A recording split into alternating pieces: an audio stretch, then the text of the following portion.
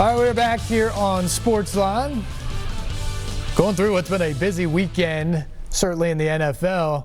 Free agency kicking off under a new collective bargaining agreement. The players narrowly voting it in late Saturday night, despite about 500 players choosing not to vote on the collective bargaining agreement proposal. There were mixed feelings amongst players. A lot of the stars didn't like it. Not a ton in it there for them, but for the average NFL player and certainly the younger, less experienced players, there's more money. More money immediately, more money in the second tier of your contract. And for those guys, this was a good deal. Last night on the Electric Power Company Sunday Sports Central, we tried to break down the deal, both sides, give you all the finite details that are important to know out of this collective bargaining agreement, which will keep the NFL open, coronavirus notwithstanding, through 2030. Take a watch. Free agency starts with the new league year Wednesday at 3 o'clock, and teams now know exactly what they have to work with. The Players Association officially ratifying the new collective bargaining agreement late Saturday night by a narrow 50 votes. And here's what you need to know. The owners get a labor piece through 2030. They also get a 17-game schedule as soon as 2021 and an extra wildcard team. The players, meanwhile, increase their revenue share to 48% plus incentives. The game day roster increases by 2 to 48. The practice squad will grow and get more money. There will be fewer padded practices and no more testing for marijuana. As for the immediate here and now, the salary cap for this year set at $198.2 million, 10 more than last year, but lower than what was expected. Yeah, that's an interesting tidbit there. It was expected to be over $200 million. So it's a little bit lower than what people thought, but it does give the players $10 more million in revenue for salaries this year under that salary cap that obviously they will deal with. Jonathan Hutton joins us as always on the Electric Power Company Sunday Sports Central. He was on the phone last night dealing with the Titans down from his home in Murfreesboro and talking with us about the plans. Obviously, we get to Ryan Tannehill in here and then Derrick Henry, the plan for today, which of course became the franchise tag that the Titans put down on him. But let's listen to Jonathan Hutton last night on the free agency plan for the Titans. Joined now by our NFL analyst, Jonathan Hutton of Titans Radio, who's practicing good social distancing by calling in from home tonight. Jay Hutt, the Titans bring back Ryan Tannehill, 4 years, $118 million. What do you make of the deal, especially for more than $29 million per season? Well, I like the deal on the surface level, Steve. The Titans did not set the market with this contract. There will be other quarterbacks that top these numbers. When we see this on paper, they pop to us.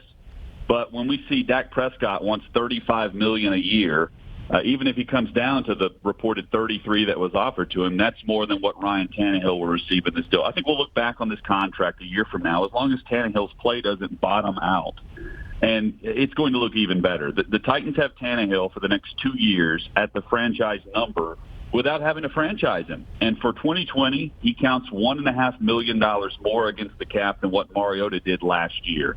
Yes, the money changes in this deal as it progresses, but this is a Titans-friendly contract for the first 2 years.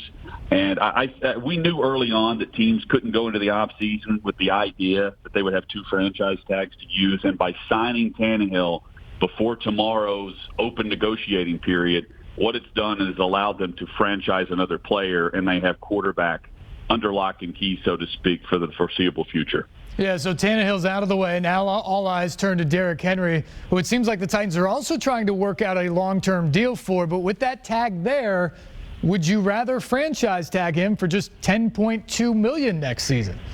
It depends on where the number is for Henry in the long-term negotiations, because I think they could very well come out of a deal for Henry tomorrow before the deadline to place a franchise tag on a player, which is 10:59 a.m. tomorrow morning. The value of Henry to this system and this football team is more than the average team across the league. And I think Henry knows his value here, and his ceiling here is higher as well. When you look across the league at running back contracts, Steve, you and I have discussed this previously on Sports Central. Todd Gurley's deal, Le'Veon Bell, his deal was not good last year in New York. Ezekiel Elliott has been the closest to a successful business decision, but he didn't live up to expectations last year. And then David Johnson in Arizona has not been good. It's been a buyer beware market at that position at running back. David Johnson, $13 million per season. 8.25 is the number for Devontae Freeman in Atlanta. Can the Titans negotiate a deal that's just below the David Johnson contract, or is Henry going to take a contract that's 4 years and closer to $14 million per year? If it's the bigger option, I'd look for the franchise tag and another prove it and receive the contract year for Henry. Although, keep in mind, just because if they do decide to place the tag on him tomorrow, it doesn't end there. They would have until middle of July, as it stands now, to negotiate a long-term contract with Henry, which still could happen. Tannehill and Henry are clearly the two big names this offseason for the Titans' plans. But then there's Jack Conklin and Logan Ryan. We just heard them both say back at the end of the season that they'd like to return if possible. But will either one of them be back in your mind? It's tough for me to say that both would be back. And, you know, if Henry were to get a deal done before 11 a.m. tomorrow, then I think there's the potential that one of the two could negotiate a deal here. The problem, though, is the market that they're going to receive tomorrow starting at 11 a.m., and these agents probably already know how wanted both players will be. Conklin's going to be better than he was this year because it's another season removed from his knee surgery. And then Logan Ryan will be wanted for his experience and leadership qualities that are hard to find immediately in the draft. Both positions are good in the draft, at tackle and at corner, but those specific players will be wanted at the top of their respective markets. And if the Titans don't tag or negotiate prior to 11 a.m., their phones will be ringing off the hook. I think it's going to be tough to keep them and keep it within a number that the Titans would be comfortable with because other teams will value them more. And I think it enhances what the Titans have to do in free agency in the draft if they lose both guys. Okay, so John Robinson has a long list of expiring contracts sitting on his desk. We've touched on the big ones, but are there any other guys who should be a priority for him to re-sign this week?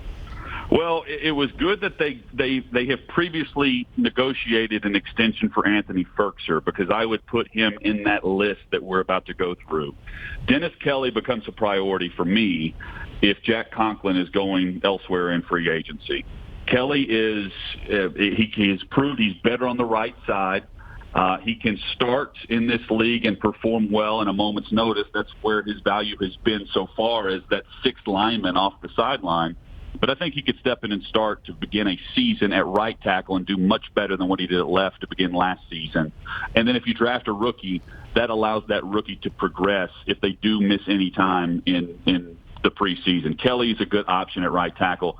And then Kamalei Correa, Steve, was a player that came on really late in the season last year and was just played his role in a nice fashion.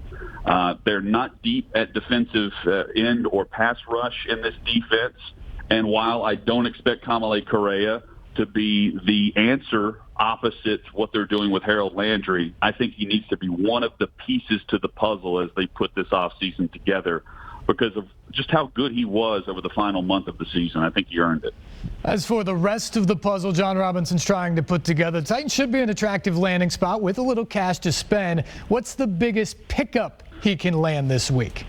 Well, I think the market is good at corner across the league, and that would be free agency and the draft. And normally teams try to find answers in both avenues in the offseason. I think the Titans would be in that list. I would look at cornerback. Look, I would also look at pass rush. If they're not going to pay premium dollar at right tackle, for instance, and they're going to go young and go with a Dennis Kelly combined with a rookie contract, they have $41 million right now, give or take a few pennies, to go out and spend in free agency. And the boom or bust market will be at pass rush. Jadeveon Clowney has been mentioned at the top end of that list, but there are plenty to go through. And once we sift through who's franchised and who's not tomorrow morning, then, the market begins. And I would look at the cornerback and pass rush market for John Robinson and the Titans to try to address and put this team over the top. Jonathan Hutton, great stuff. Thanks for your time. Be safe, my friend. Yeah, same to you, Steve. Thank you, guys.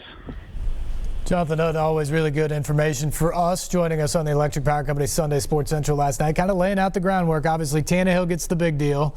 Derrick Henry, the franchise tag today. Jack Conklin moves on. They do have Dennis Kelly back, probably to fill that role at right tackle. You're waiting on Logan Ryan, Kamale Correa, and some of those guys. And then, as he said, I think if you're looking for outside the organization, what they could bring in or add to this team in free agency this year, probably looking at a pass rusher, maybe a cornerback, especially if Ryan leaves in free agency himself. So a little bit of a blueprint there for what to follow over the next couple of days. All right, we're going to take a break. When we come back, we're going to get into the craziness of last week and the coronavirus and the timeline. And when you really look at it, I mean, it was insane to live through it. But when you really look back on it, it is unlike anything we've ever seen in this country, maybe in the world before.